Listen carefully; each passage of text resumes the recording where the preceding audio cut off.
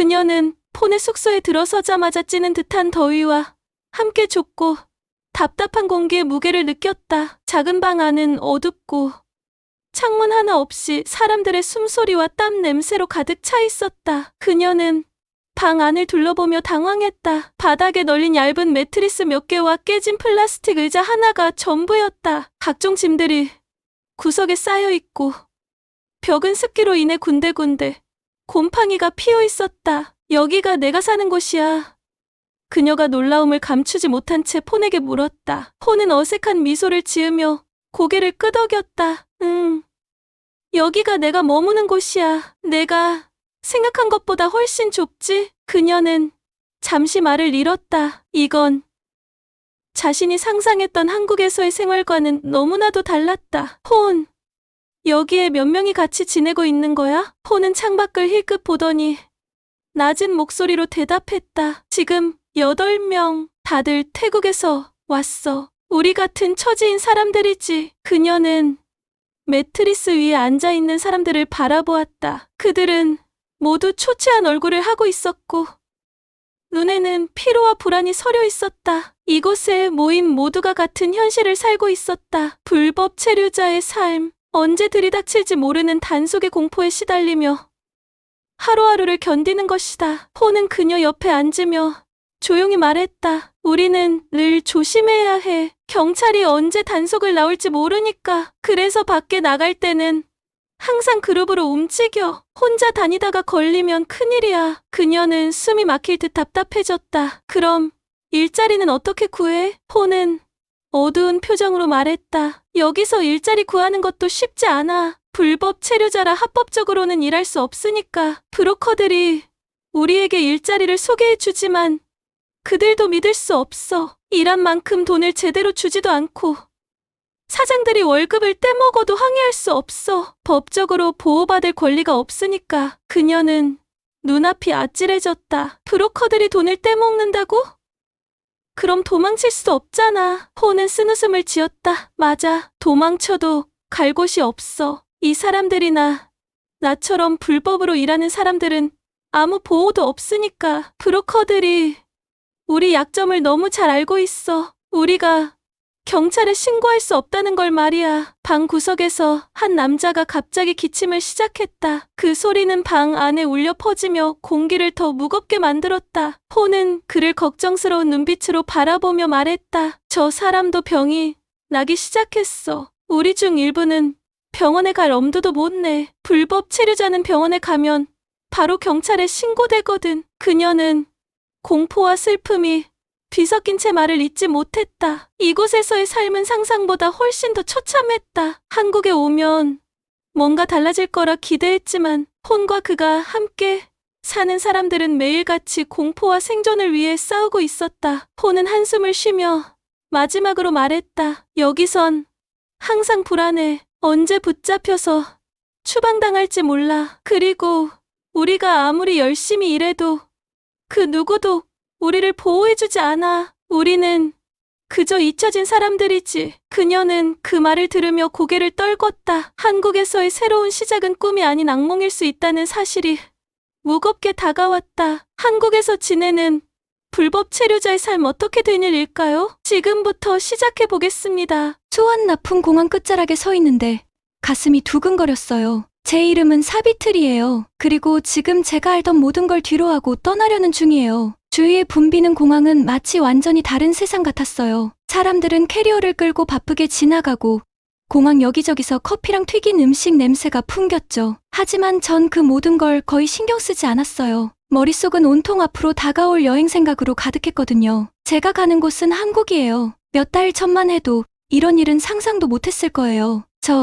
태국의 젊은 엔지니어가 한국으로 간다니. 솔직히 그동안 한국에 대해선 의심과 약간의 분노를 느껴왔는데 참 아이러니한 상황이죠. 왜 그런지 설명할게요. 아버지의 사업이 망한 이후로 저는 이런저런 일을 해왔어요. 힘든 시기였죠. 가족이 고생하는 걸 지켜보는 것도, 매일 깊어지는 엄마 얼굴에 걱정 주름도요. 그런데 한국에서 일할 기회가 생겼을 때 저로서는 그걸 잡지 않을 수 없었어요. 하지만 정말 고민이 많았어요. 알다시피 최근 태국에서는 한국에 대한 안 좋은 이야기들이 많이 들려왔거든요. TV에서도 신문에서도 SNS에서도요. 한국 사람들이 태국 노동자들을 나쁘게 대한다는 말도 있고 공장에서 쫓겨나고 정당한 임금을 받지 못한다는 소식이 넘쳐났어요. 그런 이야기들을 듣고 신경이 안 쓰일 수가 없었죠. 제 절친 하이유는 특히 한국에 대해 부정적인 얘기를 많이 했어요. 저희는 어릴 때부터 함께 자란 사이거든요. 하이유는 중국계 태국인인데 한국 기업들이 우리를 착취하려고만 한다고 늘 얘기했어요. 제가 방콕에 있는 단골 카페에서 그녀랑 앉아 있을 때였어요. 창문 너머로 매운 길거리 음식 냄새가 솔솔 들어오고 있었죠. 그때 그녀가 저한테 경고했어요. 사비트리,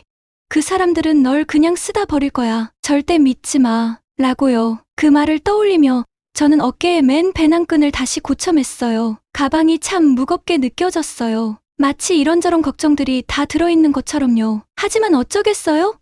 가족이 돈이 필요했으니까요. 엄마에게 이 일을 얘기했을 때 그녀의 안도하는 눈빛이 아직도 선명하게 기억나요. 몇 달 만에 엄마가 진심으로 미소를 짓는 걸 처음 봤거든요. 비행기 체크인 줄에서 기다리면서 집 생각을 하지 않을 수 없었어요. 북적이는 방콕 거리, 시장에서 나는 신선한 망고 냄새, 그리고 빠르게 지나가는 툭툭 소리들. 한국은 완전히 다를까요?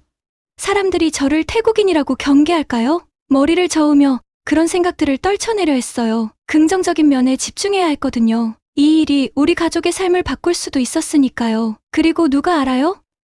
한국이 사람들이 말하는 것만큼 나쁘지 않을 수도 있잖아요. 줄이 앞으로 조금씩 움직였고 어느새 체크인 카운터 앞에 서 있었어요. 직원이 미소 지으며 여권을 달라고 하더라고요. 이제 정말 돌이킬 수 없다는 생각이 들었어요. 여권을 건네는 순간 아버지 생각이 문득 스쳤어요. 사업이 망했을 때 우리 거실에 서 계시던 모습이요. 아버지는 완전히 패배한 것처럼 보였어요. 정말로 길을 잃은 사람처럼요. 그런데도 저를 보면서 이렇게 말씀하셨어요. 사비트리, 넌 똑똑하고 강해. 내가 못 간 곳까지 넌 갈 수 있을 거야. 두려움에 발목 잡히지 마라. 그 말을 떠올리며 깊게 숨을 들이쉬었어요. 새로운 결심이 생긴 것 같았어요. 그래요. 저도 무섭고 의심도 있었어요. 하지만 동시에 희망도 있었어요. 더 나은 미래에 대한 희망이요. 제 가족을 위해서, 그리고 저 자신을 위해서요. 직원이 미소를 지으며 제게 탑승권을 건네줬어요. 좋은 비행 되세요. 그녀가 말했죠. 저는 고개를 끄덕이며 손에 쥔 티켓을 꼭 쥐었어요. 보안 검색대로 향하면서 마치 완전히 새로운 세상의 경계에 서 있는 기분이 들었어요. 한국아, 내가 간다. 준비됐든 안 됐든 이번 기회는 내가 만들 거야. 라는 생각이 들었어요. 마지막으로 익숙한 공항 풍경을 한 번 더 바라본 뒤 저는 앞으로 나아갔어요. 한국에서 어떤 일이 저를 기다리고 있을지는 모르지만 그걸 마주할 준비는 되어 있었어요. 가족을 위해서, 제 미래를 위해서, 그리고 저 자신을 위해서요. 천리길도 한 걸음부터라고 하잖아요. 그게 바로 제가 알지 못하는 세계로 내딛는 첫걸음이었어요. 비행기에서 내려 인천국제공항에 들어서자마자 제 심장은 설렘과 두려움이 뒤섞여 뛰기 시작했어요. 차가운 공기가 제 얼굴을 스치자 몸이 저절로 떨렸어요. 태국에서 익숙했던 덥고 끈적끈적한 날씨와는 완전히 다른 느낌이었거든요. 주위를 둘러보며 모든 걸 눈에 담아보려고 했어요. 공항은 정말 컸고 반짝이는 바닥과 커다란 창문으로 들어오는 햇빛이 가득했어요. 무거운 여행 가방을 질질 끌고 공항을 걸어 다니는데 정말 혼란스럽고 외로웠어요. 모든 게 한국어로 적혀 있어서 아무것도 알아볼 수 없었거든요. 공항은 정말 컸고 반짝이는 바닥과 커다란 창문으로 들어오는 햇빛이 가득했어요. 갑자기 불안감이 몰려오면서 내가 여기 온 게 큰 실수였던 건 아닐까 하는 생각이 들기 시작했어요. 그런데 그때 예상치 못한 일이 일어났어요. 한 할머니가 다가오셨거든요. 인상이 너무나도 친절해 보이는 한국 할머니셨는데 노란색 조끼를 입고 계셨어요. 그 조끼의 영어로 공항 자원봉사자라고 적혀 있었어요. 할머니가 저를 보며 서툰 영어로 도움 필요해요? 라고 물으셨어요. 저는 안도감에 젖어 고개를 끄덕였어요. 네, 부탁드려요. 라고 대답했죠. 어디로 가야 할지 모르겠어요. 할머니는 제 팔을 살짝 두드리며 걱정 마요. 내가 도와줄게요. 라고 하셨어요. 할머니는 제 서류를 살펴보시더니 저를 이끌고 공항 여기저기를 안내해 주셨어요. 짐 찾는 곳과 세관을 통과하는 방법도 알려주셨고 제가 일하게 될 시골 마을로 가는 버스까지 찾는 걸 도와주셨어요. 출발하기 전에 할머니는 제가 다시 몸을 떨고 있는 걸 보셨어요. 잠시 자리를 비우시더니 따뜻한 커피 한 잔을 들고 오셔서 제 손에 쥐어주셨어요. 이거 마셔요. 따뜻하게요. 할머니가 말씀하셨어요. 저는 할머니의 친절함에 감동했어요. 한국에 오기 전 사람들은 한국인들이 저를 좋아하지 않을 거라고, 저한테 차갑게 대할 거라고 했었거든요. 하지만 이곳에서 만난 할머니는 그런 예상을 완전히 깨트리는 분이셨어요. 정말 따뜻하게 저를 도와주셨죠.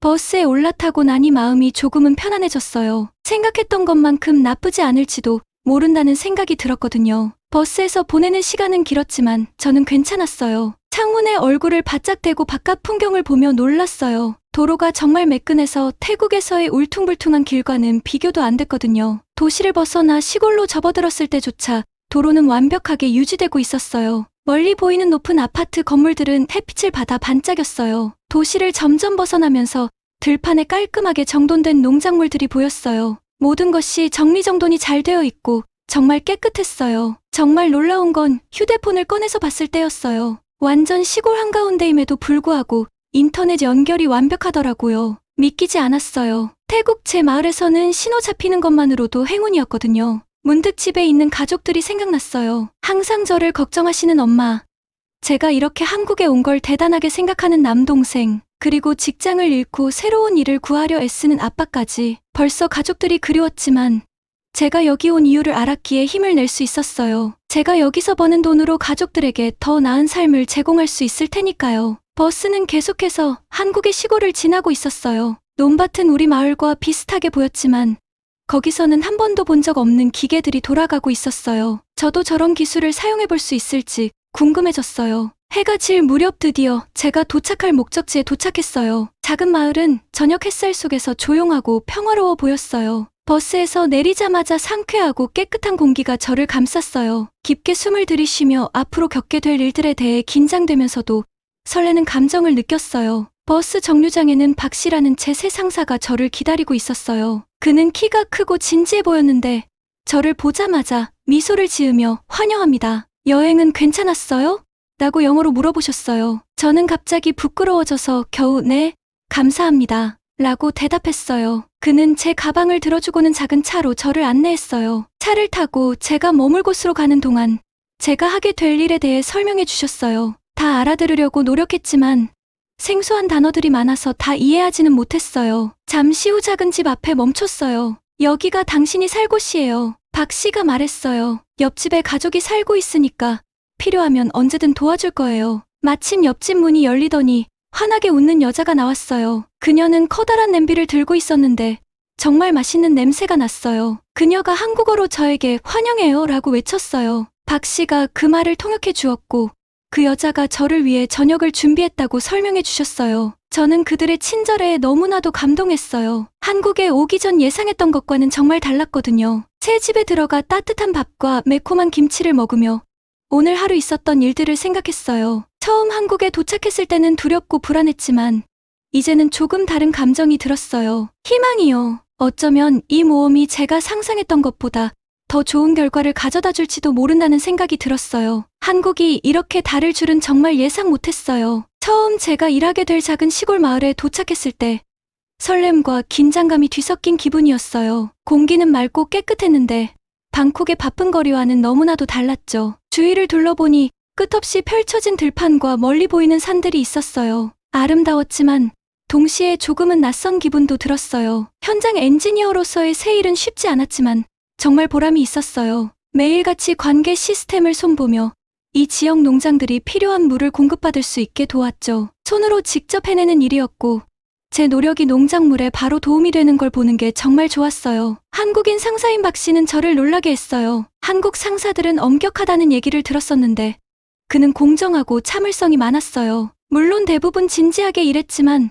항상 친절하게 설명해주고 제가 실수를 해도 화내지 않았어요. 월급도 생각보다 괜찮았어요. 매달 가족들에게 돈을 보낼 수 있었는데 그게 참 뿌듯했어요. 저희 가족이 겪은 경제적 어려움이 많았거든요. 하지만 돈만이 전부는 아니었어요. 매일매일 새로운 것을 배우고 있었죠. 단순히 엔지니어링만이 아니라 한국 문화에 대해서도요. 마을 사람들은 정말 친절했어요. 처음으로 옆집에 사는 이씨 아주머니가 저희 집으로 손수 만든 음식을 가져다 주셨던 게 기억나요. 태국 음식과는 전혀 다른 냄새였지만 나름대로 정말 맛있었어요. 아주머니는 따뜻한 미소를 지으며 음식을 건네주셨는데 우리가 말로는 잘 통하지 않더라도 그녀의 친절함은 충분히 느낄 수 있었죠. 그게 시작이었어요. 얼마 안 가서 저는 다양한 한국 음식을 시도해보게 되었어요. 한국 드라마에서만 보던 김치가 이제는 제 식탁에 자주 올라오는 음식이 되었죠. 처음엔 맵고 새콤한 맛이 좀 낯설었지만 점점 그 맛에 익숙해지면서 좋아하게 되었어요. 비빔밥은 제가 가장 좋아하는 점심 메뉴가 되었고,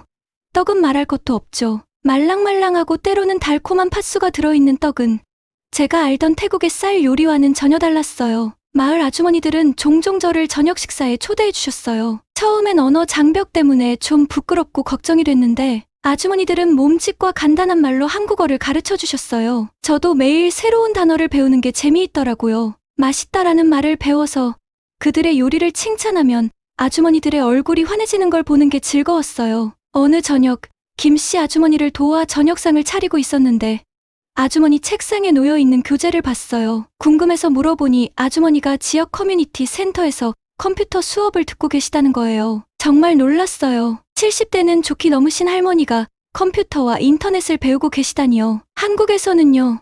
아주머니는 서툰 영어로 천천히 설명해 주셨어요.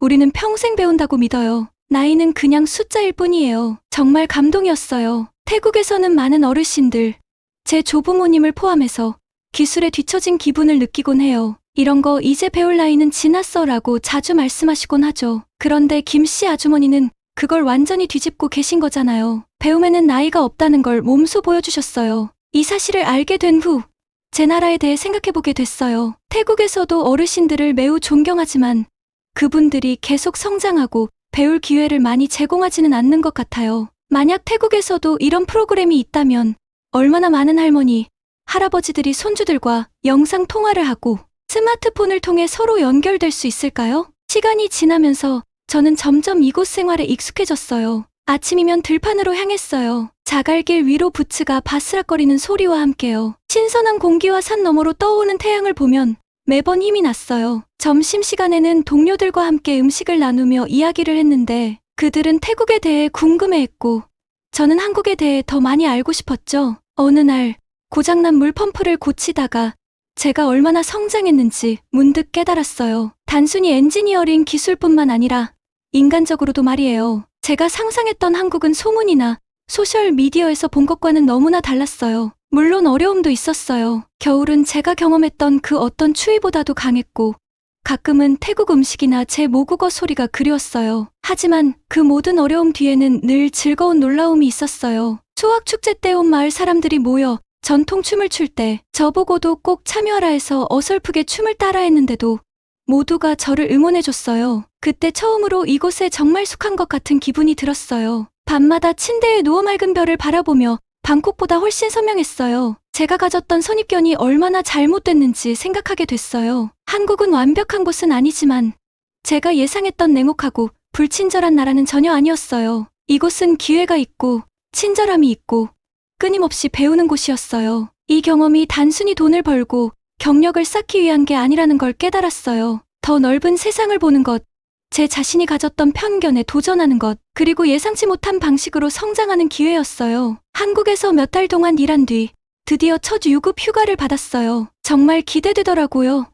그래서 소문으로만 듣던 큰 도시, 서울에 가기로 했어요. 하지만 단순히 관광만 하려는 건 아니었고요. 방콕에서 오랜 친구 폰을 만나려고 했어요. 그도 한국에서 일하고 있어서 오랜만에 만나 얘기를 나누고 싶었거든요. 서울로 가는 버스를 타고 가면서 창밖으로 펼쳐지는 시골 풍경을 보았어요. 푸른 논밭이 점점 더 높은 건물로 바뀌더니 마침내 고층 빌딩들이 나타났어요. 서울 도심에 가까워질수록 심장이 두근거리더라고요. 서울은 정말 거대했어요. 거리에는 사람들과 차들로 북적였고 눈길이 닿는 곳마다 밝은 간판과 높은 건물들이 즐비했어요. 제가 살던 조용한 시골 마을과는 너무나도 다른 풍경이었죠. 버스에서 내려 폰이 보내준 길을 따라 걷기 시작했어요. 그런데 걸을수록 거리가 점점 좁아지고 환경이 지저분해지더라고요. 점점 불안한 느낌이 들기 시작했어요. 이곳은 제가 사진에서 본 화려한 서울과는 많이 달랐거든요. 마침내 도착한 건물은 낡고 허름했어요. 페인트는 벗겨져 있고 녹슨 철 계단이 보였어요. 3층으로 올라가 문을 두드렸어요. 폰이 문을 열었을 때 저는 깜짝 놀랐어요. 마지막으로 봤을 때와는 너무 달라졌더라고요. 얼굴은 여위였고 눈 밑엔 다크서클이 짙게 드리워져 있었어요. 사비트리, 폰이 억지로 밝게 인사하며 말했어요. 들어와, 들어와. 저는 방 안으로 들어서자마자 숨이 턱 막혔어요. 방은 작고 어두웠어요. 가구라고는 얇은 매트리스 몇 개와 작은 테이블 하나가 전부였어요. 그런데 더 놀라운 건 그곳에 다른 사람들도 있었다는 거예요. 저를 포함해 8명의 남자들이 이 작은 공간에 함께 있었죠. 모두 저희처럼 태국에서 온 사람들이었어요. 여기가 내가 사는 곳이야? 저는 놀라움을 감추지 못한 채 물었어요. 폰은 부끄러운 듯 고개를 끄덕였어요. 좋진 않지만 우리가 감당할 수 있는 건 이 정도뿐이야. 우리는 바닥에 앉았고 폰은 자신의 이야기를 시작했어요. 그의 목소리는 낮고 슬펐어요. 제가 기억하던 그 쾌활한 친구는 아니었죠. 나는 여기 와서 좋은 돈을 벌 수 있을 줄 알았어. 폰이 말했어요. 하지만 모든 게 계획대로 되지 않았어. 나 여기서 불법으로 일하고 있어. 저는 숨이 막혔어요. 불법으로? 그거 위험하잖아. 폰은 고개를 끄덕였어요. 알아. 하지만 선택의 여지가 없었어. 원래 약속된 일자리가 없어진 거야. 빈손으로 집에 돌아갈 수 없었어. 우리 가족이 돈을 필요로 하거든. 주변에 앉아있는 다른 사람들을 보니 모두가 똑같이 지치고 걱정스러운 표정을 하고 있었어요. 목이 메어왔어요. 일자리는 어떻게 구해? 제가 물었어요. 폰의 얼굴이 어두워졌어요. 브로커라는 사람들이 있어. 그들이 우리에게 일자리를 찾아줘. 하지만 그들은 좋은 사람들이 아니야. 사비트리. 우리를 이용해 먹고 있어. 그게 무슨 뜻이야? 저는 불안에 휩싸인 채 물었어요. 모든 것에 돈을 받아. 폰이 설명했어요. 일자리를 구해주는 것도, 이 아파트도, 심지어 경찰로부터 보호해준다는 명목으로도 돈을 받아. 웃긴 건 이 브로커들이 대부분 한국인도 아니라는 거야. 중국인들이야. 저는 충격을 받았어요. 중국인. 하지만 우리나라에선 한국인들이 태국 노동자들을 학대한다고들 하잖아. 폰은 쓴웃음을 지었어요. 그게 사람들이 믿게 하고 싶은 이야기야. 하지만 사실이 아니야. 대부분의 한국 사람들은 우리가 여기 있는지도 몰라. 우리를 착취하는 건 이 중국인 브로커들이야. 저는 폰의 말을 이해하려 애쓰며 앉아 있었어요. 태국에서 들었던 이야기와는 너무 달랐거든요. SNS에서 봤던 반반 한국 게시물들, 한국 사장들에게 학대받는 태국 노동자들 이야기가 머릿속에 스쳐 지나갔어요. 다 거짓말이었나? 근데 왜? 제가 물었어요. 왜 중국인 브로커들이 이런 일을 하는 거야? 폰은 어깨를 으쓱했어요. 돈 때문이겠지. 우리처럼 절박한 사람들한테서 많은 돈을 벌어. 그리고 아마 더 복잡한 이유도 있을 거야. 몇몇 사람들 이야기를 들어보면 중국이 한국을 태국에서 밀어내고 자국 기업들이 들어서려고 하는 게 아닐까 하는 말도 있어. 저는 혼란스러웠어요. 너무 복잡하고 내가 믿어왔던 것들과는 너무 달랐거든요. 폰과 다른 남자들의 지친 얼굴과 절망적인 눈빛을 보니 가슴이 먹먹했어요. 제 일자리를 떠올렸어요. 박 사장님이 얼마나 공정하게 대해주셨는지 생각나더라고요. 그 차이는 정말 충격적이었어요. 브로커들을 신고할 순 없어? 제가 물었어요. 경찰이나 누군가에게 도움을 받을 순 없는 거야? 폰은 고개를 저었어요. 우린 불법 체류자잖아. 경찰에 가면 바로 강제 추방당할 거야. 그리고 빈손으로 집에 돌아갈 순 없어. 가족들이 우리를 기다리고 있잖아. 저는 무력감을 느꼈어요. 폰과 다른 사람들을 도와주고 싶었지만 어떻게 해야 할지 전혀 모르겠더라고요. 그날 저녁 아파트를 나서면서 제 머릿속은 복잡했어요. 한국에 오면 적대감과 착취에 시달릴 줄 알았는데 그 대신 친절과 기회를 만났어요. 그런데 이제야 알게 된 건 진짜 착취는 한국 사람들이 아니라 다른 이들에 의해 그늘 속에서 벌어지고 있다는 사실이었어요. 그들은 태국을 한국과 갈라놓고 이익을 챙기려는 사람들이었죠. 서울의 바쁜 거리를 걸으며 모든 것이 새롭게 보였어요. 밝은 불빛과 높은 빌딩들이 이제는 어두운 비밀을 감추고 있는 듯했어요. 고향에서 한국에 대해 거짓말을 믿고 있는 사람들을 생각했어요. 그리고 제 직장과 저를 따뜻하게 맞아준 한국 동료들, 마을 사람들을 떠올렸어요. 마을로 돌아가는 버스에 오르며 결심했어요. 폰의 상황을 당장 바꾸기는 힘들겠지만 진실을 알리는 것부터 시작할 수 있다고요. 제가 겪은 일들을 사람들에게 말해주고 한국이 어떤 곳인지 보여주려고요. 쉽지 않을 거예요. 모두가 제 말을 믿지는 않을 테니까요. 하지만 시도는 해봐야겠어요. 아무리 복잡하더라도 진실이 편안한 거짓말보다 낫잖아요. 그날 밤은 잠을 이룰 수가 없었어요. 머릿속이 계속 복잡하게 돌아가면서 폰과 깨우와 나눴던 대화를 반복해서 떠올리게 되더라고요. 작고 아늑한 방에 누워서 천장을 바라보며 내가 배운 모든 걸 이해하려 애썼어요. 다음 날 아침 일찍 눈을 떠서 산책을 하기로 했어요. 맑은 공기가 머리를 맑게 해줬어요. 조용한 마을 거리를 거닐다가 김 할머니가 컴퓨터 수업에 가시는 걸 봤어요. 주름진 얼굴에 기쁨이 가득하신 채로 저한테 손을 흔드셨고, 저도 손을 흔들며 할머니 같은 나이에도 이런 기회를 얻을 수 있다는 게 신기하다고 생각했어요. 그날 오후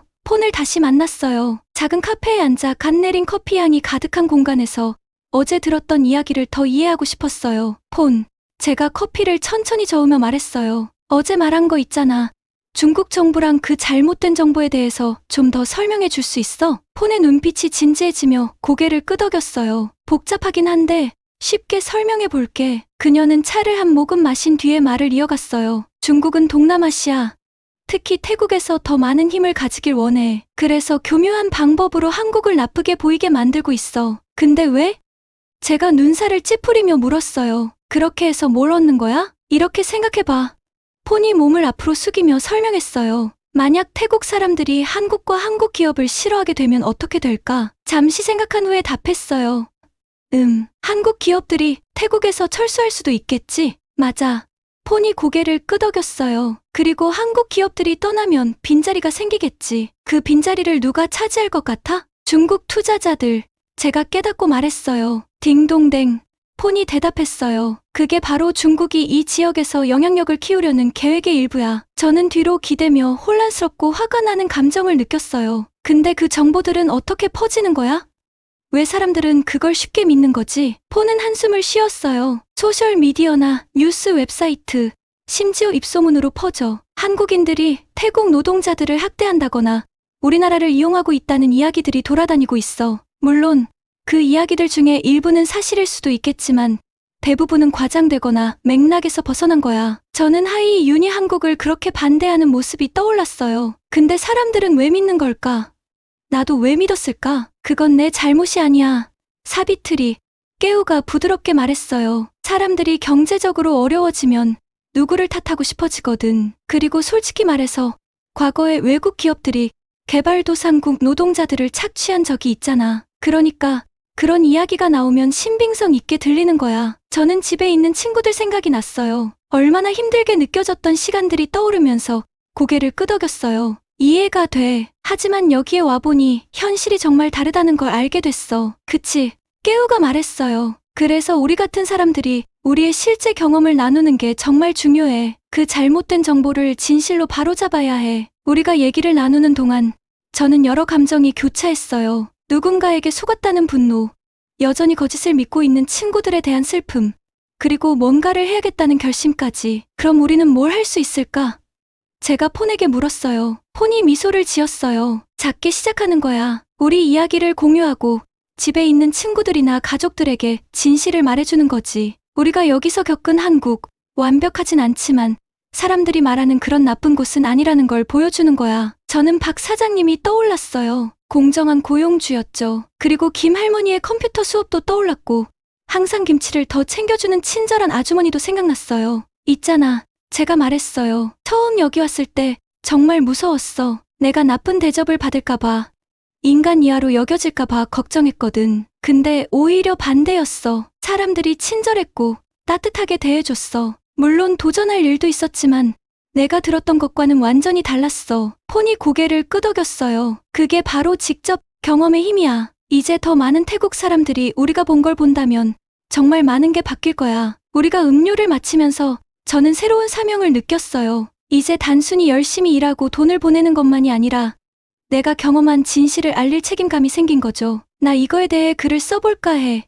제가 폰에게 말했어요. 소셜미디어나 블로그 같은 데에 사람들이 진짜 이야기를 알아야 해. 폰이 웃으며 말했어요. 좋은 생각이야. 사비트리. 내 말이 우리나라와 한국 사이에 다리를 놓아줄지도 몰라. 다른 사람들이 만들려고 하는 벽 대신에 말이야. 그날 저녁 해가 지는 한국 시골길을 걸으며 저는 예전과는 다른 감정을 느꼈어요. 이제 저는 단순한 태국 출신의 한국에서 일하는 엔지니어가 아니었어요. 진실을 말하는 사람이자 다리를 놓는 사람이 되었죠. 그리고 이 여정을 시작한 이후 처음으로 정말 자부심이 들었어요. 저는 복잡한 마음으로 작은 한국 마을로 돌아왔어요. 서울에서 배운 것들로 머리가 어지러웠거든요. 폰이 겪고 있는 끔찍한 생활 조건과 상황이 계속 떠올랐어요. 마치 전혀 예상하지 못했던 새로운 세상에 발을 들인 기분이었어요. 익숙한 흙길을 따라 제 아파트로 걸어가면서 전에는 무심코 지나쳤던 것들이 눈에 들어오기 시작했어요. 정원에 물을 주며 밝게 안녕하세요라고 인사하는 이씨 아주머니, 동네 고깃집에서 풍겨오는 군침 도는 고기 굽는 냄새, 마을회관 놀이터에서 아이들이 웃으며 뛰어노는 소리,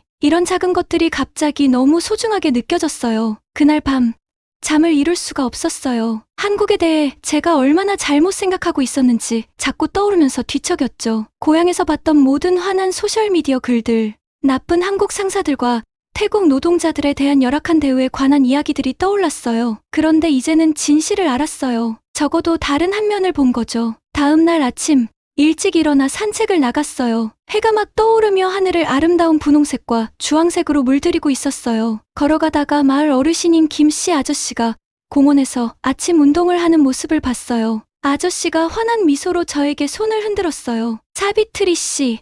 아저씨가 저를 공손하게 부르며 말했어요. 아침부터 어때요? 저는 갑자기 아저씨와 대화하고 싶어져서 그쪽으로 걸어갔어요. 저는 괜찮아요. 김씨 아저씨. 그냥 생각이 많아서요. 아저씨는 이해한다는 듯이 고개를 끄덕였어요. 생각하는 건 좋은 거예요. 무슨 생각을 하고 있나요? 잠시 망설이다가 솔직히 털어놓기로 했어요. 한국이 제가 예상했던 것과 많이 다르다는 생각이 들었어요. 좋은 쪽으로요. 김씨 아저씨는 눈을 반짝이며 웃었어요. 아, 그렇죠. 눈으로 직접 보면 항상 다르게 보이잖아요? 우리는 한참 동안 이야기를 나눴어요. 아저씨는 젊었을 때 다른 나라들을 여행한 자신의 경험을 이야기해줬어요. 처음 태국을 방문했을 때 얼마나 두려웠는지, 그리고 태국 사람들의 친절히 자신의 시각을 어떻게 바꿔놓았는지 말씀해 주셨어요. 우리가 대화를 나누는 사이 점점 더 많은 마을 사람들이 우리 곁에 모여들었어요. 이내 작은 무리가 형성되어 공원에서 함께 이야기를 나누고 웃었어요. 저는 이 순간이 특별하다는 걸 깨달았어요. 고향에서는 한 번도 경험해보지 못한 것이었죠. 저는 외국인이었지만 이곳에서 가족처럼 대해주고 있었어요. 그날 오후 저는 관계 프로젝트 현장에 출근했어요. 첨단 기술을 바라보며 자연스럽게 태국의 집이 떠올랐어요. 저희 농장들은 여전히 오래된 방식으로 일을 하고 있고 많은 농부들이 생계를 유지하는데 어려움을 겪고 있거든요. 점심시간에 저는 동료 지혜 씨와 함께 앉아 있었어요. 몇 달 동안 우리는 좋은 친구가 되었어요. 가끔은 서로의 말을 잘 못 알아들을 때도 있었지만요. 지혜 씨, 제가 비빔밥을 쓸쓸히 쳐다보며 물었어요. 혹시 제가 하나 물어봐도 될까요? 지혜 씨는 고개를 끄덕이며 김치를 입에 넣었어요. 한국 사람들은 정말로 태국 사람들을 어떻게 생각해요? 지혜 씨는 놀란 표정을 지었어요. 무슨 뜻이에요? 저는 고향에서 들었던 소문과 이야기를 설명했어요. 많은 태국 사람들이 한국인들이 우리를 무시하거나 우리를 이용하려고 한다고 믿고 있다는 얘기요. 지혜 씨는 제 말을 진지하게 들으면서 눈이 점점 커졌어요. 제가 이야기를 마치자 고개를 저었어요. 사비트리 씨, 전 그런 줄 몰랐어요. 제가 아는 대부분의 한국 사람들은 태국을 정말 좋아해요. 태국 음식, 해변, 문화, 이런 것들요. 방콕이나 푸켓에 가보는 게 꿈인 사람들도 많아요. 그녀의 말을 듣고 저는 안도감과 동시에 슬픔이 밀려왔어요. 소문들이 사실이 아니라는 것에 안도했지만 많은 사람들이 여전히 그 소문을 믿고 있다는 게 슬펐어요. 그날 저녁, 저는 큰 결심을 했어요. 노트북을 열고 블로그를 시작했죠. 제목은 나의 항공 모험 이야기 속 진실이라고 정했어요. 첫 번째 글에는 그동안 겪었던 일들에 대해 썼어요. 좋은 것들도 나쁜 것들도요. 마을 사람들의 친절함, 제가 찾은 기회들, 그리고 사귄 친구들에 대해 썼죠. 하지만 폰의 상황과 불법 체류 노동자들이 겪는 어려움도 함께 적었어요. 글을 쓰면서 마음속에 있던 무거운 짐이 풀려나가는 느낌이었어요. 드디어 진실을 말하고 있는 기분이었죠. 저만의 진실을요. 이 경험들을 나눔으로써 다른 태국 사람들도 한국을 새로운 시각으로 바라볼 수 있기를 바랐어요. 몇 주가 지나고 놀라운 일이 일어났어요. 블로그에 댓글이 달리기 시작했어요. 태국 사람들뿐만 아니라 한국 사람들도 댓글을 남기기 시작했죠. 사람들이 저마다의 이야기와 경험을 나누었어요. 어떤 사람은 저와 동의했고 어떤 사람은 동의하지 않았지만 모두가 대화를 나누고 있었어요. 어느 날 제게 경고를 해줬던 어린 시절 친구 하이 윤에게서 메시지가 왔어요. 그녀는 이렇게 썼어요. 사비트리, 내 블로그를 읽었어. 솔직히 말하자면 나도 생각이 많아졌어. 어쩌면 내가 한국에 대해 잘못 생각했을지도 몰라. 우리 모두 너무 빨리 판단했을 수도 있겠네. 내 이야기를 공유해줘서 고마워. 그녀의 글을 읽으면서 눈물이 핑 돌았어요. 제가 한국에 온 것이 단지 가족을 경제적으로 돕는 것 이상의 일이었다는 걸 깨달았죠. 저는 두 문화 사이의 다리가 되었고 오해의 벽을 허물어 가는데 작은 역할을 하고 있었어요. 창밖으로 펼쳐진 아름다운 한국 시골을 바라보며 저는 희망을 느꼈어요. 아직 해결해야 할 문제들도 많고 앞으로 마주해야 할 도전들도 많겠지만 우리의 이야기와 경험을 나눔으로써 우리나라들 사이에 더 나은 이해가 생길 수 있다는 확신이 들었어요. 저의 항공모험은 예상보다 훨씬 큰 의미를 가지게 되었어요. 이 경험은 제 시야를 넓혀주었고 제 믿음을 흔들었으며 세상을 직접 보는 것이 얼마나 중요한지 가르쳐 주었어요. 그리고 이제야 비로소 제 여정이 시작됐다는 것을 깨달았어요.